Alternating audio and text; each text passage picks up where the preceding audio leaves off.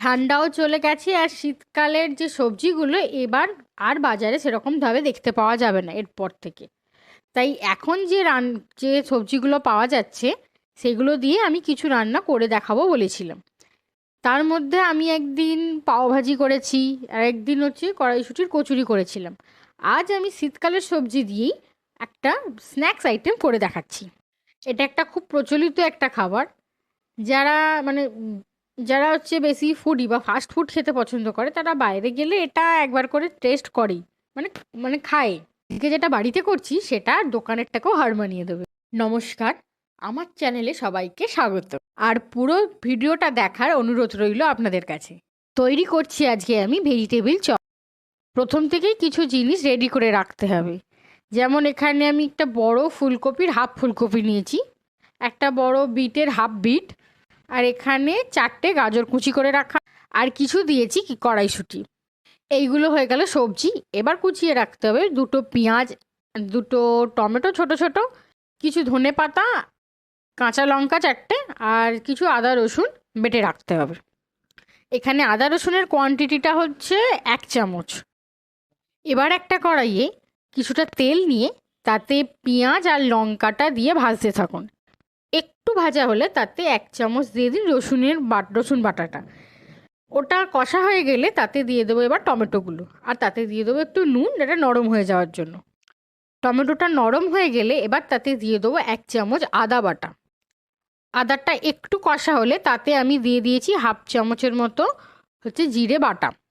আপনারা জিরে গুঁড়োও দিতে পারেন, সেই ক্ষেত্রে আপনারা দিতে পারেন হচ্ছে 2 চা চামচ হচ্ছে জিরে গুঁড়ো। এখানে আমি জিরে বাটাটা কোনো স্পেসিফিক কারণে দিইনি।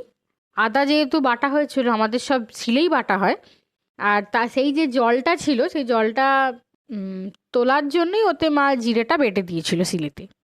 মশলাটা কষা হয়ে গেলে তাতে 1 চামচ হলুদ গুঁড়ো, 1 চামচ লঙ্কার গুঁড়ো, আর 1 চা চামচ ধনের গুঁড়ো দিয়ে জিনিসটাকে আরও কষতে থাকবো।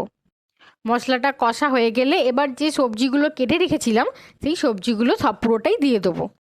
আপনারা চাইলে পেঁয়াজের সঙ্গে ক্যাপসিকামও দিতে পারেন। আমার ছিল, কিন্তু আমার খেয়াল ছিল না দেওয়ার কথা।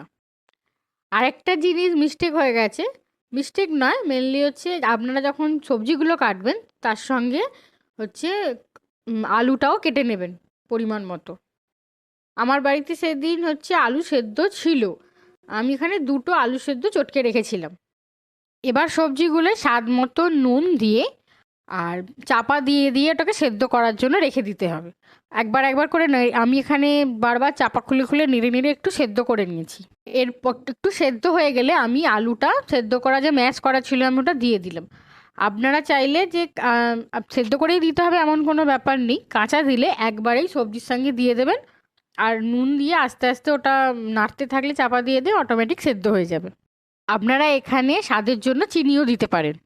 এবার যখন দেখবেন সব সবজিগুলো ভালো করে সেদ্ধ হয়ে গেছে, এরকম মাখা মাখা এই পর্যায়ে এসে গেছে, তখন তাতে তাতে ভাজা বাদাম, আর দিয়ে দিয়েছি একটু গরম মশলা, আর দেবো যে কেটে রাখা যে ধনেপাতাগুলো ছিল সেটা দিয়ে ভালো করে মাখিয়ে তুলে রাখবো ঠান্ডা হওয়ার জন্য। এটা একটু ঠান্ডা হোক, ততক্ষণ আমি একটা পাত্রে 2 চামচ কর্নফ্লাওয়ার নিয়ে জল দিয়ে গুলে রাখছি। আমি এখানে ব্রেড ক্রাম্বসে একটুখানি দিয়েছিলাম চাল গুঁড়ি, একটু ক্রিসপিনেসের জন্য। আপনারা এখানে দিতেও পারেন, নাও দিতে পারেন। এবার ঠান্ডা হয়ে গেলে আপনারা আপনাদের মতো শেপ দিয়ে, আমি ভেজিটেবিল চপ যেমন হয় সেরকম শেপ দিয়ে কর্নফ্লাওয়ারে ডুবিয়ে, আর এখানে আমি নিয়েছি ব্রেড ক্রাম্বস, তাতে কোট করে সাইড করে রেখেছিলাম। আমি এখানে ডবল কোট দিয়েছি। কোট করা হয়ে গেলে একটু রেস্টে রেখে দেবেন, যাতে যখন ভাজবো তখন ওর যে লেড়োগুলো যেগুলো আছে সেগুলো তেলেতে এরকম মানে ছেড়ে ছেড়ে যাবে না। এবার তেল গরম করে সবকটা ভেজিটেবিল চপ আমি ভেজে নেব। লাল লাল করে 2 পিঠ লাল লাল করে ভেজে নিয়ে তুলে নিলেই ভেজিটেবিল চপটা রেডি। আমি এখানে যেই কোয়ান্টিটিতে মানে পুরটা করেছিলাম সেখানে মোট হচ্ছে 24টা লেড়ো, মানে 24টা ভেজিটেবিল চপ হয়েছিল। আপনারা যেমন করতে চাইছেন সেই অনুযায়ী কম বেশি করে নেবেন। চপ টেস্ট একদম ভরে ভরে আসছে, যা বাজারের চপকেও হার মানিয়ে দেবে। এটা অবশ্যই ঘরে একদিন তৈরি করে খাবেন, বাইরের তুলনায় অনেক শতেক গুণে ভালো এই চপটা। আমার ভিডিওগুলো ভালো লাগলে ইউটিউব থেকে দেখলে লাইক, শেয়ার অ্যান্ড সাবস্ক্রাইব করে দেবেন। আর যদি ফেসবুক থেকে দেখো তাহলে আমাকে একটু ফলো করে দেবেন। ভালো থাকবেন, সুস্থ থাকবেন।